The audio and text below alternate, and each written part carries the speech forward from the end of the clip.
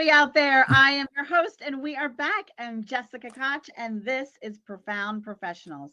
It is the interview series that has been going for 8 years now. We have been bringing you almost 1,000 industry experts from across the globe. They help improve your personal life, they help grow your business. You've been following and loving and liking and sharing with us all of the things that you love about the show all these years. We want to thank you for watching. Today, our guest is Christoffel. Christoffel. I'm going to get the name right. It's a beautiful name, Christoffel. Yeah. And he is a visionary in unlocking human potential. He combines both the executive coaching piece as well as clinical hypnotherapy. So, maybe not the follow the watch and be under and the psychotherapy, as well as groundbreaking three brains intelligence theory to inspire transformative growth and create a more connected, purpose driven world. This is a big mission he has on his shoulders. So the weight of the world, Christoffel. So tell us about how this has become your passion and your mission in life to achieve this. Thank you so much for introducing me, Jessica. With such energy and smile that it is hard not to just get enthusiastic. Now, I would say every pain sometimes creates a purpose in life, or your passion creates a purpose in life. For me, it's both. And from a really young age, I was interested in people and actually never understood where people are, say, not nice to each other. If you can smile, why won't you? If you can laugh, why won't you? And secondly, I was bullied at school, and I came really, according to the hard way, aware from that people are not nice people. So really that gave me that idea from how can we make this world a better place? And when you're young and enthusiastic, you just put it aside, think, oh, I have a job, I need a job, I need money. And even though I was working in software and education, because I've got a wider analytical brain, really my heart was always bouncing hard from why don't you do what really your passion is and connect with people. So a couple of years later, I really joined a training company that was on that moment #1 in Europe, how to lead people, train people for leaders, and to motivate them to get the best. And when I started doing that, I really had some oh wow, the home ship came home. Really, I touched base, and that's a lot. That's almost 30 years ago when I say that. Oh, and it really became my passion. And first, I said in the business world, and when I emigrated to Australia almost 15 years ago, I also became a clinical hypnotherapist, psychotherapist. I really started to work with individuals who just suffered the backslash from life, sexual abuse, physical abuse, mental abuse, and became alcoholic, or the kind of stuff. And I really saw what's happening here. And it really pushed me forward. Okay, we should do better as human beings, as this world. It cannot be happening that we have 50,000 planes flying a day around the world, that we have people on the moon, and we cannot even just provide a healthy environment for the people on Earth. And it really came to say, even though I'm just maybe one drop in the ocean, a purpose, how can we do that? And the three brains intelligence theory actually became a result of that, because every time I had a question, what makes people tick? And if you go in there, you can learn neuro-linguistic programming, somatic training, constellations, Reiki. I did them all, by the way, really to become aware what makes us now change. Why don't we change actually? What keeps us now back? And from there, I became aware in all my courses and learning, something like 8 years ago, when I was doing somatic training, where's our subconscious? And I asked that question to my teacher, and it's like, it's somewhere in the body. Yes, but where in the body? And he could not really give the answer, but in the same moment, I became aware, is the sentences in the training, just follow your heart.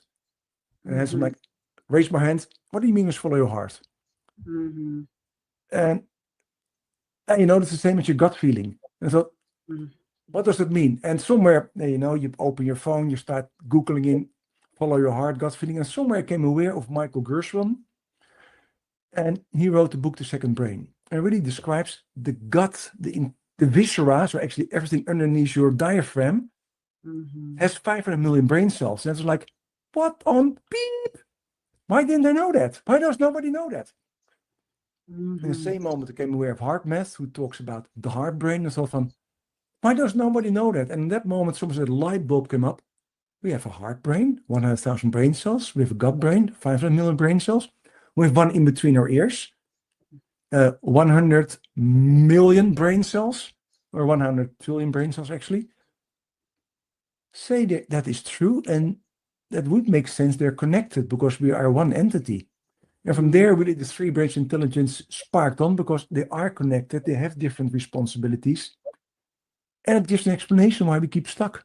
Because sometimes we only listen to one brain.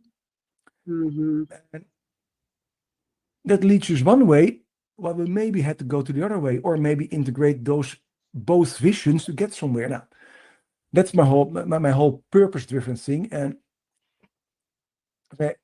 yeah, and that's it. And why do I love to be in your show? Because, as you just said, you're one of the freaking amazing, awesome shows in this world, who has a beautiful footprint in this world by informing people how to make this world a better place, how to get people from A to where they like to desire. So when somewhere I could be on your show, I said, I will do everything to get on her show. What should I do? Bring her a little box of chocolates, some flowers, or just say who I am? So here I am, Jessica, with my introduction. So I'm in a book club for women, and we're doing a book right now that we meet on Friday morning. So we met earlier today, and we're talking about aligning and embodying all of the mind, body, and spirit together, and coming together in it to have more input on our subconscious that runs 95 or more percent, or whatever the percentage is, I don't know, of what we actually do and the habits we actually have, and that whole process. So it's really fascinating to me that I get this amazing guest that knows so much about this topic, when this is something I'm constantly trying to work on, to be the best version of me all the time. And you talked about earlier in your introduction too, you talked about the having the passion for what you do, and how when you went and did this thing, this light bulb came on. But I want the audience out there to realize that that nothing is constant, that change and growth are happening, or regression, right? So you're either moving forward or you're moving in some capacity, right? And when you do find this thing that lights you up, it's not the end of the journey. It's a landmark. It's a big spot on the map. But what I have found in my own is, I remember years ago, almost 9 years ago, I went and taught this class, and I was like, oh, this is what I'm supposed to be doing. And it was for a while. And then I found something else. I was like, oh, this is what I'm supposed to be doing. And now I'm in a space in my life where I'm doing whole new things. So having someone like you in an executive's life, because a company is constantly changing and morphing their products, how they serve the customer, what's happening in the world, and is it relevant anymore? So however you're helping someone, whether it's an individual or a corporation, they're in this state of change, and they need this kind of support, because we can stretch and really expand what we do, and also shorten the timeline of how fast we can achieve it. So when you work with someone like you, something that may have taken you 3 years may be accomplished in 6 to 8 months. I mean, it really is profound. So I love what you are doing. And I want to know why, with so many brain cells from heart and gut and head, we are so many loving souls with very little common sense in the world. I'm just joking. No, but it's actually extremely good question. And say, when you talk about your book club and say and align your mind, spirit, body, And actually, yeah, to get that 95% of your subconscious somewhere working in the way you like to work, and then the three brains give say, I would say not the answer, because then it would be the answer, but it gives an indication, because your subconscious is actually your three brains in your physical body. Still, there's an energy and a spirit, but let's put it just for one moment outside, because you have less control over them. Over your body, you have total control. And we talk about, say, every cell in your body has a memory. No, every cell in your body, yes, has a learning, but it cannot activate proactively. Every cell in your body can respond reactively to something they learned. Just like your immune cells, your T cells learn from every infection you get. Your three brains actually, head, heart, gut, memorize, but can take individual actions, so they can proactively do something. And they do that all the time. I love the example because it's so common for me. I thought, okay, I will get a tea. And I think I will take a chamomile tea. It's healthy for your stomach. I'm in the kitchen making a fresh chamomile tea. And I think, a chocolate would really be next to that. And on one moment, and then my mind says, chocolate, Chris, you just said healthy. And we can discuss the chocolate you're going to take, how healthy that is, because it's not 99% chocolate that has some other stuff in it. And right away, you see then, my gut says, yummy chocolate, I love chocolate. My head says, Chris, you just said healthy. So skip the chocolate. You have an internal discussion right away. And that makes also the alignment so hard. Our gut brain is all about, now, instant gratification, what is good for us. It really thinks about me, myself, and I. It's a beautiful, egocentric brain. It likes to take the best care of you. Only the tools of your gut brain are food, liquids, sex, and other kind of pleasurable things. Because that's what your intestines do, digest or reproduce. Your heart is all about connection and bonding. Because we're born as connective human, bonding humans. We cannot live by ourselves. Our heart is really about bonding. Our head is all about logic. On your question, why with so many loving people in this world, we don't have a better world, is because actually, the gut is still dominant in this world. If you go to the average schooling system, you see we have to learn to be the best, gut brain, competition, the best. We have to get actually summa cum laude. And in all the things we learn, we mark people in how good they are. And it's all gut brain. Because the good how they are is not about how good they are for each other in the class, but how good they are on their tests. And there is no test, hey, how good are you actually with your schoolmates? How many schoolmates or classmates did you actually help this year to become better? Now, there is no any test in school, except in Finland, how to become a better human being. There is school and education only educated how can you become smarter and compete with the rest and beat the rest. So we train the gut brain. MBA is the same. Go to the average company, it's all about me, myself, and I and corporate results and quarterly results, and how can the shareholders make more money. And greenwashing is a word. Greenwashing is what companies do to say they're really environmental and human friendly to cover up what actually they just think about how much money can we make. So there's a huge disconnect in what we say and what we do. And yes, Jessica, you, me, and a lot of other people have their heart in front of them. But the heart actions are long-term. Gut brain is always short-term. And pitifully short-term wins from long-term. Because you can measure a 3-quarter result, but the 10-year result, so those things are there. If you say not to put them there, but look at, now you can discuss climate change if it's true or not. The climate is changing, who's in charge of that we can discuss. But if you look at something that is really visible and showable, even on satellites, is the plastic pollution in the sea. There is enough plastic pollution to create an island bigger than actually California, or the state, and put some of Texas on top of it, and that's that's in the sea. Everybody can see it from the satellites. Everybody could know what the solution is. Recycle plastic, make recyclable plastic and whatever's. All those soda companies say, oh, we are really environmentally friendly. By the way, we just produced a new factory that can produce 1 million plastic bottles a day.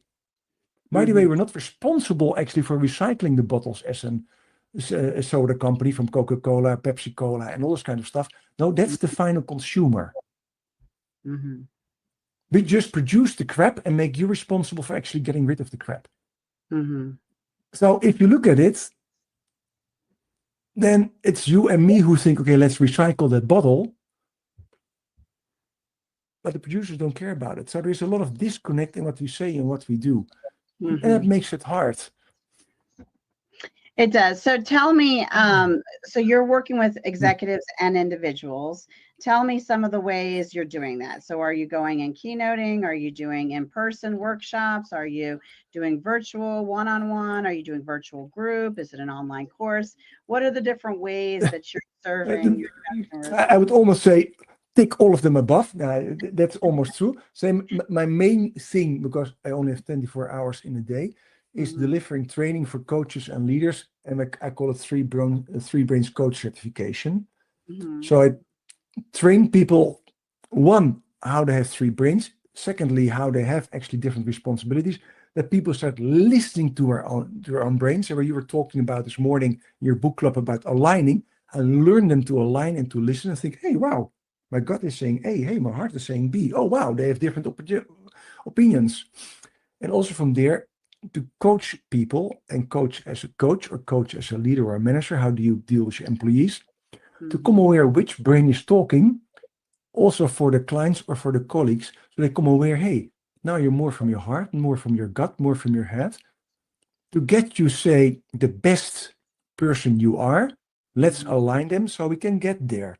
So I train people in that, and why I love the training, because if I train a manager, he has at least 10 people underneath them, and then 10 people maybe also have 10 people, so I can influence 1,000 people right away. I still also do one-on-one with executives because I just love it.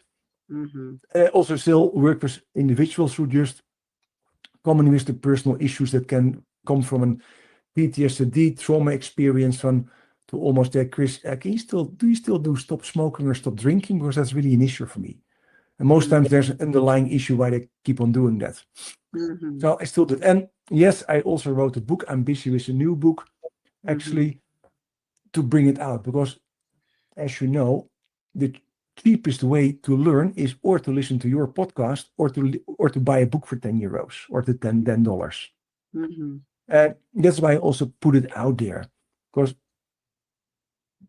so that people can choose their opportunities. What's the best way for me to learn? Hey, I listen to Jessica because she's freaking amazing, awesome. Oh, or buy a book of Christoffel because it's only 10 euros, okay, or $10. That's easy. Or okay, I really want to dive into learn more. Let's see in one-to-one or follow the training. So it's the whole scope. And that's it. So yes, almost everything. So that's it, Jessica. You have a little bit short back because I see you're moving. I'm standing. Yeah, I'm standing. Yeah, I have a walking pad too that when I'm not interviewing, I'm often walking because we're in front of our computer so very much. I need to keep my body moving. Yeah, absolutely. It's extremely important what you say, because the moment you start really to sit too much, you really change a lot of your body posture. So you're really doing a good job on that. Yeah, thank you. Tell us how they can find you. Give us your website or some ways they can find you. And I would say it's extremely easy. Just think about, he spoke all the time about three brains. It's threebrainsintelligence.com. So we have emotional intelligence, spiritual intelligence, and you have three brains intelligence. Threebrainsintelligence.com.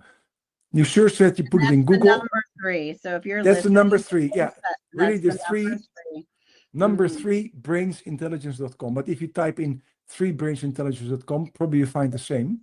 And the link is there. So that's easy. And then you find me and all the information you like to have, from free webinars, podcasts, free resources, of course, my book, and even the connection to get on a training if you like.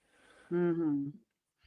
Now, give us a tip. We've had lots of information from you. You've given us lots of training already and shared beautiful things about our body and our minds. But could you give everyone a tip that they could use today? So just imagine, what's the easiest one? And it sounds sometimes strange, but so easy. Say you like to do something, then I always say to people, put your 2 hands or 1 hand, but 2 hands somewhere, just put them on your tummy and really ask yourself, almost with your eyes closed, what do I really want? What would say I would follow my gut, what would I do? And you can really come aware almost what your gut is saying or what kind of sensations you get. You can do the same with your hands on your heart. And ask the same, say I would follow my heart, what would I do? And you feel something. And the same, you can ask you ask a beautiful head, you can put your hands on your head, you don't have to. If I think about this logically, and then follow my logic, what would I do? You will come aware, you get 3 different sensations or answers. And it gives a lot of clarity actually to align yourself and do things. I do it a lot of times in my trainings or in coachings, and people say, my objective is for 2025, I actually want to say, if they say live healthier, I said make it more concrete, because live healthier, you have so many ways to make it concrete. They say, I'm going to eat every day, I'm going to eat some vegetables. To really make it concrete. And they say it here, and their gut says, you wish. So already, you wish. Oh, wow. Your heart says, that would be so good for me. Your head says, on heaven's earth, I'm going to arrange that because I'm not used of making veggies. So why do we come over? Hey, so your gut actually doesn't believe it. That you have somewhere maybe the resilience somewhere. So then it's okay, what should I do to make it happen? Because that idea you have doesn't always work out. So you have to, when I talk about how to make something happening, it's not about that you say, I wish, I like. But you have to really get something like a really strong belief that you're going to do it. And so you also have to create a why. Why would you like to eat vegetables every day? Oh, wow, yes, now I really like to enhance my health, or I like to reduce my cholesterol or whatever. So you have to find a compelling reason. And the moment you find that compelling reason, you add it to it, and your 3 brains get much more aligned. And I did it once with a guy I was coaching, and he was living where I'm living in Madrid, Spain.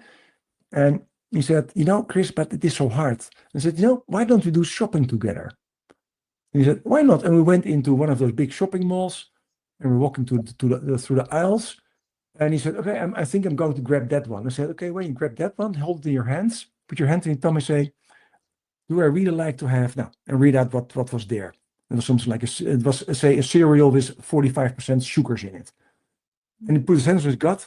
Do I like to eat this? And really, he almost had a choking response. I don't know what happened, but a choking response, Chris. Okay, put it on your heart. And he said, oh, wow, I feel sad now. And I said, on your head, I said, yeah, if I read what's in it, it doesn't make sense. I said, what do you learn from this? He said, actually, my whole body says, don't do it. And he said, but I already buy this for the last 4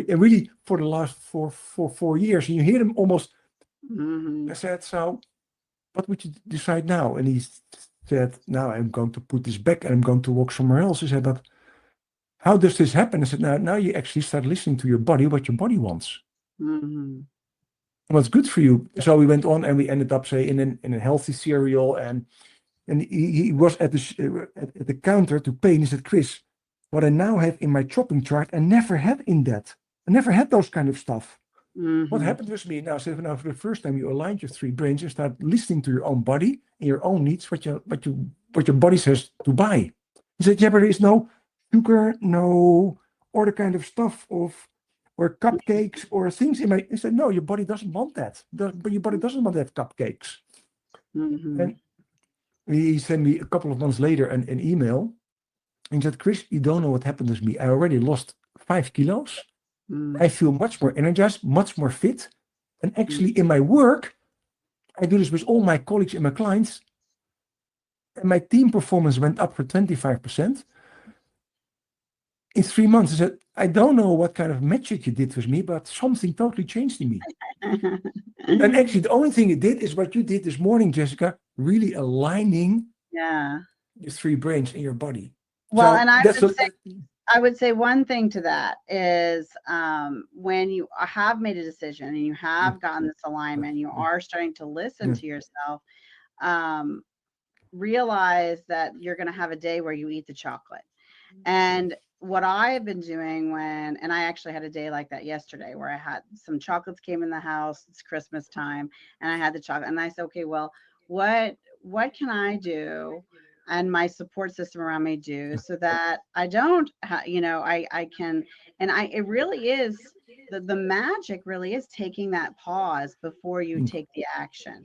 Yeah. If we can just put pause, music is beautiful because there are pauses in the right places. And our life can be more like a music beautiful if we find the places that we need to pause first, because then we make a different decision altogether. You're so right. You make a different decision. And to add on that, what you just said, the moment you start doing that exercise, because that's what he said, is that, Chris, in the beginning, I had to put my hand on my tummy, on my heart, and people said, what the hell are you doing? He said, now, after 3 months doing that, they speak out loud in myself. I don't have to put my hand on my tummy anymore, but it's almost like my gut is telling me, no, no, or my heart is saying, yes, yes. He said, so I have almost 3 voices inside my body that communicate. So I said that pause, what I needed first as something like 20 seconds is now almost half a second. So you train yourself to get that pause shorter. And the beauty is your body sometimes will tell you, Jessica, just take the chocolate because on this moment you need it. Because also chocolate actually does enhance your serotonin and makes you happier.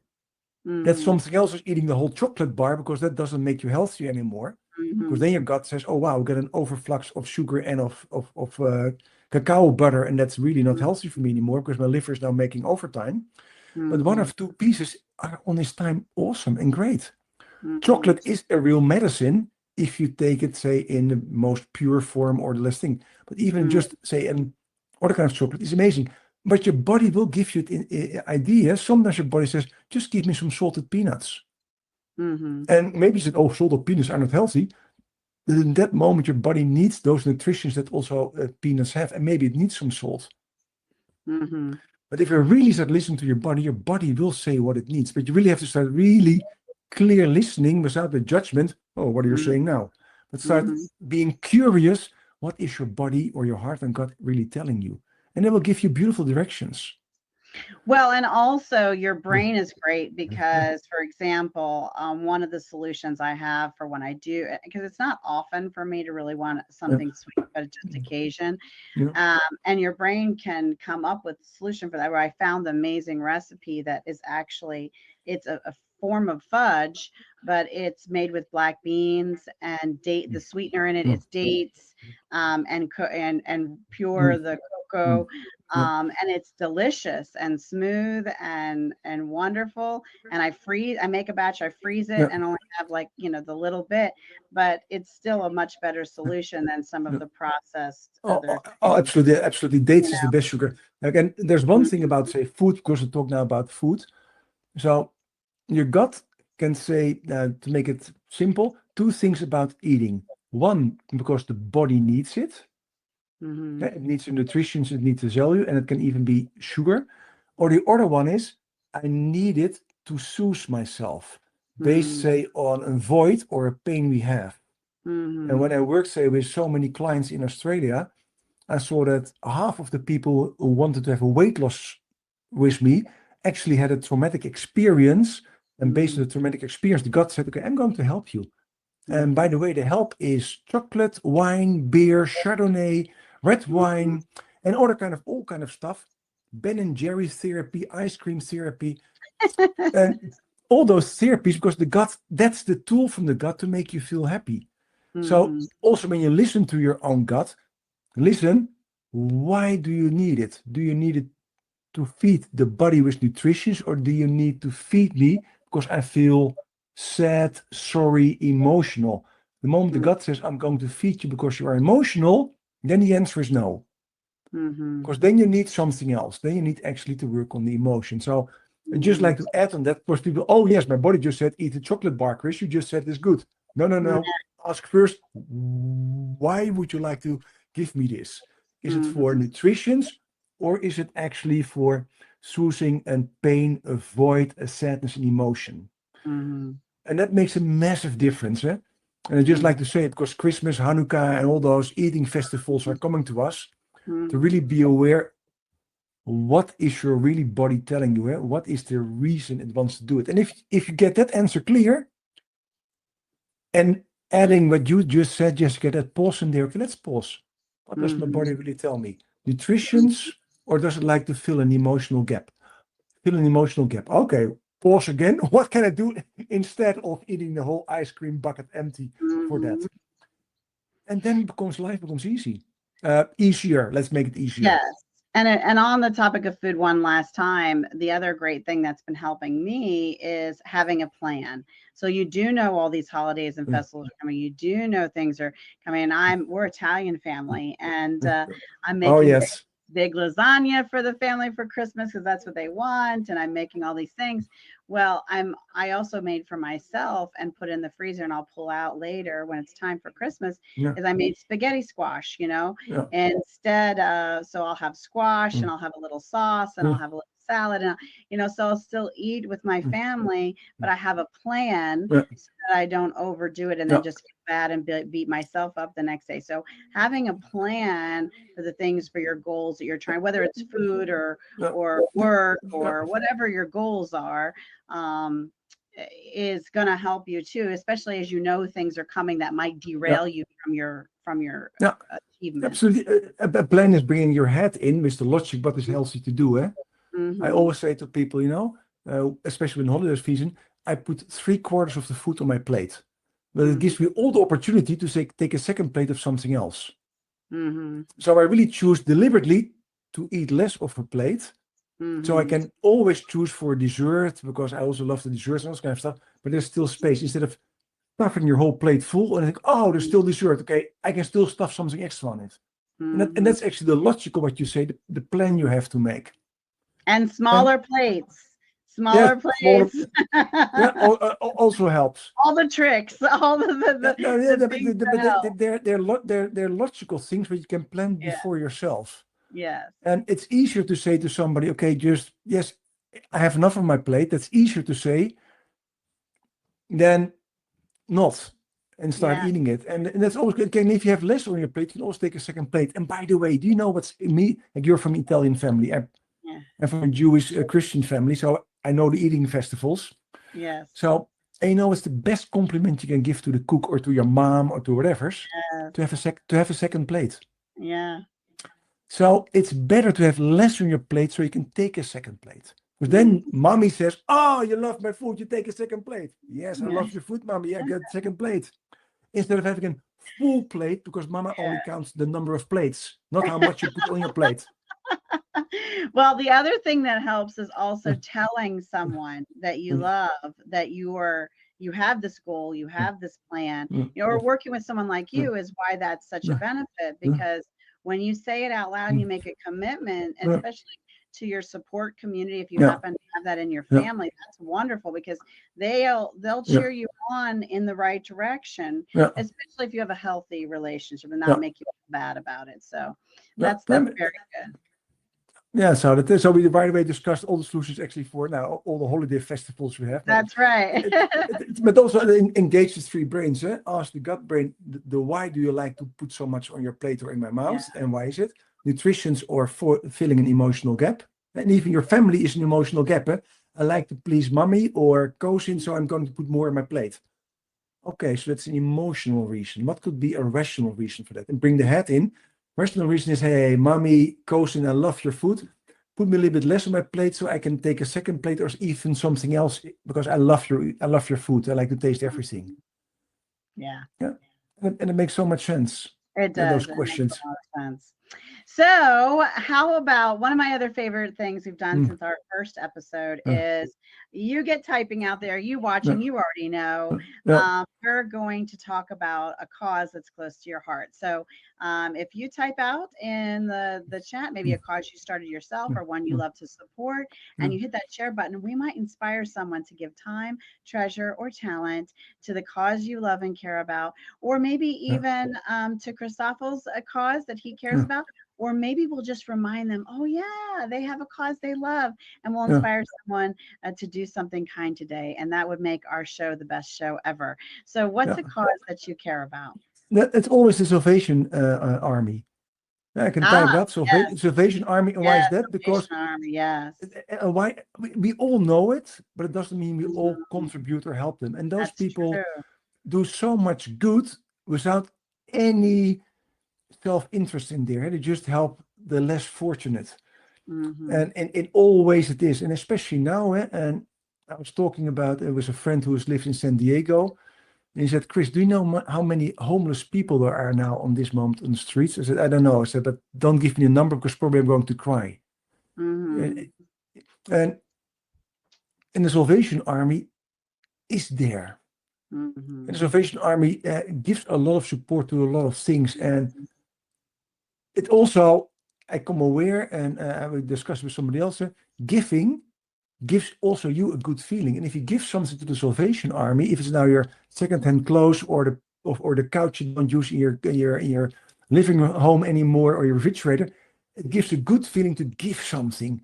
So I really love those people of the Salvation Army. And that's just one. I can call 5 other ones. Also say all the shelters for animals.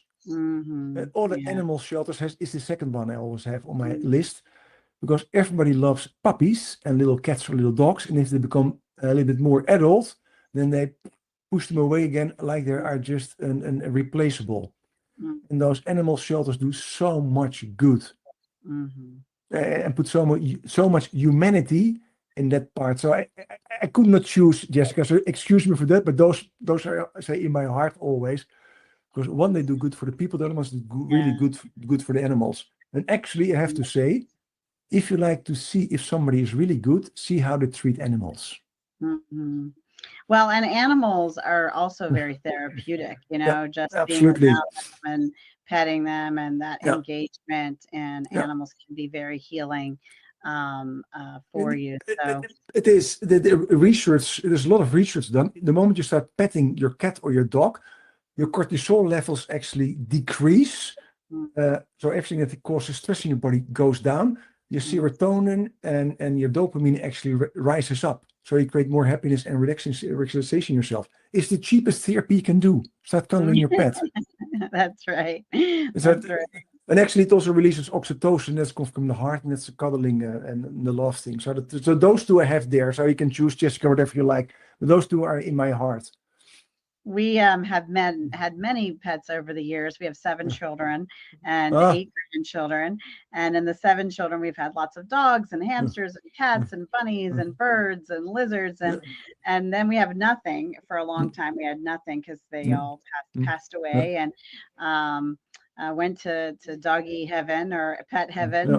And recently, a few months ago, we adopted a cat that actually adopted us. It just showed up a stray.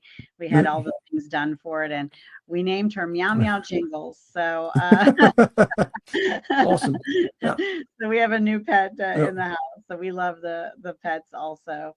Now share with us, and this is something else you out there watching can get typing into the comments, is if you have a book that inspired your personal life or helped you grow your business. You don't have to get typing, Christoph. We get everyone else out there typing away in the comments.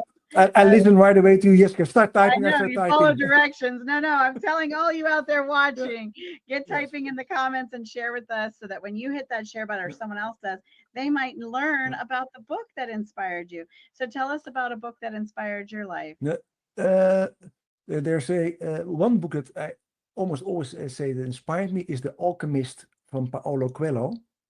I don't know if you ever read it. The Alchemist is a storytelling book. about a shepherd in Spain who gets a vision to go to the pyramids in Egypt because he will find his treasure there.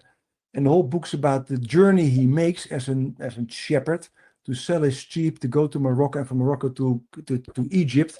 And he meets, say, a master, a spiritual master who guides him and gives him all the lessons of life. And it's a beautiful, easy written book, but it has a lot of inspiration about, say, life, about following the signals you get in your life, how to deal with setback, follow your heart, follow your instincts, and don't give up, resilience, but in a way that is just, no, it is beautiful. And I never met somebody who read the book and said, oh, that's crap. It's really something like an inspirational book. And the other one is still, I love it, The Little Prince. Yes. People say, listen, children, people say, that's a child book. No, it's not a child book. Read it with different eyes. It has a similar kind of context about the meaning of life. Those two are there. And the third one is, and that's almost more a learning book, is The Man's Meaning of Viktor Frankl, who writes actually about his experience in the Second World War in the concentration camps, about, say, now, existentialism and how people can make choices between being a good person and not being a good person, and what drives us in life, and what's the meaning of life. And that's not a book you just read from, oh, let's read a novel. It's more a learning book, but it gives his personal journey, what happened to him in the Second World War. So it also shows from what people can do to each other, but also then from a perspective, how do people make choices and how can we make better choices? What inspires us to become a better human? And I find it always inspiring book because I think, he had to be there in that camps. He had to survive it as a cause to give it to us, to the world, what happened. And that's also an inspiration in that part. And those are actually now 3 books. I could not choose from one because then it is, so people can listen to us and say, oh, wow, okay, I like to have more a learning book. I like to have more an inspiration book. Hey, I like to have a book that I also can read for my kids because the kids love The Little Prince. That's a good one. So you have for all your audience, you have something. Oh, the parents for The Little Prince, me for an inspirational book, The Alchemist, and I like to learn something. Let's go to The Man's Meaning, Viktor Frankl. And they have all the books that are there. And if you read them all, there's only one risk: you will become a better human. So if you don't like to become a better human, don't start reading them. Well, and now another book we can talk about is your book. Talk to us about your book some more. Okay, so in my passion, what you said, what do you do? I said I did everything. I also wrote a book. I'm dyslexic, so that was rather a journey. But I had once a client who I helped from being an alcoholic and from a traumatic experience that she had an abortion and sexual abuse.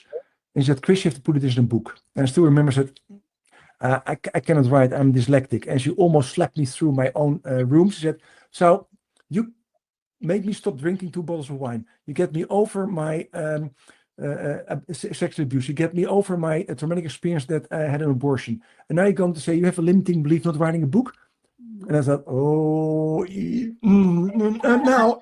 I thought, oh shoot, I don't have any excuse anymore, so I started to write it. But she said, write it with a passion to engage people about how 3 brains can make everything better. So write it about relationships.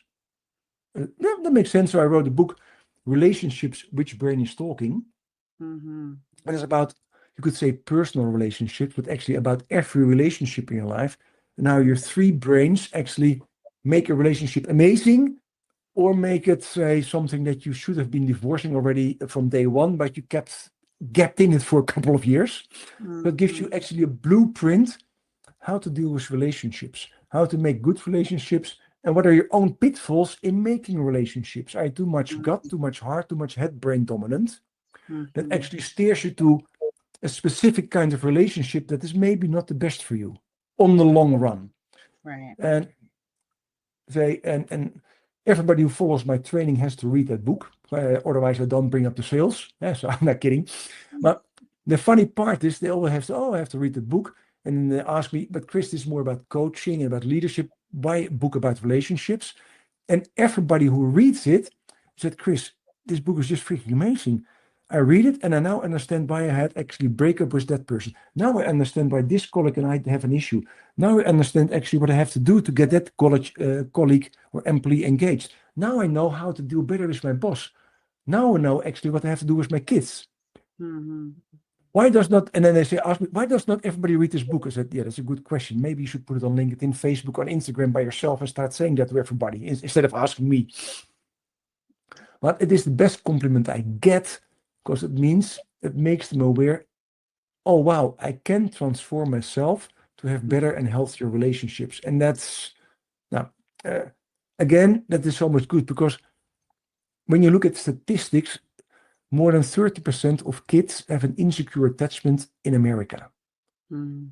And it means that they don't really can trust their parents, what they say or do. And it doesn't mean all the parents are messed up, because we all have our own history. We all have our own baggage on our shoulders. We can have the best intentions and still do something wrong.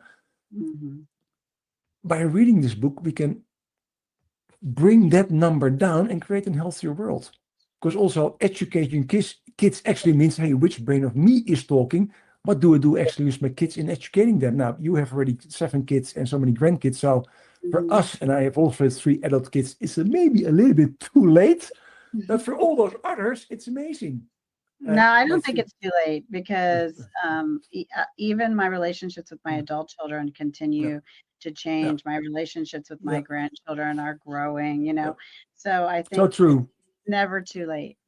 You're absolutely right. So true. And my oldest son has 2 kids. His youngest one is just a couple of months, and he read my book. And he's a school teacher. Said, "Dad, your book resonates so much how I teach the kids at school and what I do at home already." He said, "But I said, but for me it was easy because you were actually my parent, and you always lived what you say. You say what you do, and you do what you say. So there is no second part of you." I said so, and luckily luckily you did a good job. I mean, luckily, but here's why: because just like you, I always believed if I'm honest and I say what I do and I do what I say, I don't have to remember actually what kind of little story I tell them. So Yeah. for me, it's actually, and it is and was a strategy to make life simple for myself. I say A, I do B. So A is A, B is B. And I said, so for me, I learned it actually from day one. I said, but if I look at my parents from the school kids I have and those people, they really should read all your book and come aware. This is how it should be. Do what you say what you do. Make it easy. Don't ask anybody else to do something what you would not do by yourself. Those simple logical rules. And if you think about your 3 brains, it just makes sense. So you're right. So we as a grandparent can also actually use this book because our relationship with our kids does change. Yeah, because I don't know if my kids stay my kids, although they're adults. Yeah, but we talk different to them. Yeah, it's a different relationship. Yeah, Yeah. Yeah, and it's difficult to make that transition yeah, sometimes. So we have to work at it, and we have to be aware, and we have to think yeah, about it. So yeah, uh, absolutely. very good, very good. It's been lovely having Well, you on the show. I've enjoyed interviewing and hearing your story so very much. Thank you for being here. I hope you've had a good time. yeah, I loved it, Jessica, and I love that all your listeners, besides listening to you and this episode, of course, really take that action and say, "Hey, I just got an inspiration to make my life, the life of my loved ones, and maybe the people I influence better." Let's listen just what Jessica and Christoffel said to us. Maybe buy the book of him. It's only $10. And really start working on ourselves to make this world, for me, a better place. Because I don't know how it was you, but my deepest wish is that my grandkids and also your grandkids and everybody's grandkids will have a better world to live in than we started. Yeah, for Uh, sure. and we are partly responsible for that. So, and if you prove that, if you have the same wish for your own kids and grandkids, please join Jessica and me in a little quest to make this world a little bit better place. Absolutely. And if you're out there and you're thinking, hey, wait, I could improve someone's personal life. I could grow someone's business. I'm an author. I should be on this show. Well, reach Yeah. out to us and our team, and we'll see about getting you scheduled on the show as well. And now, before we close out today, I would love for you to share with us a final thought, a piece of information or inspiration as we go. What do you have for us? Me? Yeah. You ask me? Oh, okay, yeah, before you say if it's the inspiration, just one thing. This year I had an open heart surgery because one of my heart valves is actually genetically wrong. Little gift from my dad. And we all know life is precious. We all know that when you are lying in a hospital, actually like if your friends and family around you and you don't care a beep about how much you have in your bank account. We all know it. And I knew it and lived to it. And living even more to it. When we have the holiday season there and you look at all the people around your table, then just say to them, I love you.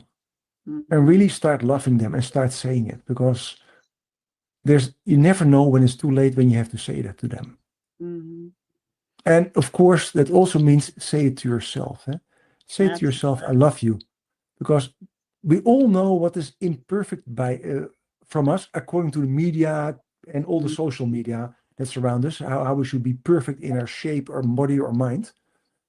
But love yourself with all your beautiful imperfections, because all those imperfections make you perfect.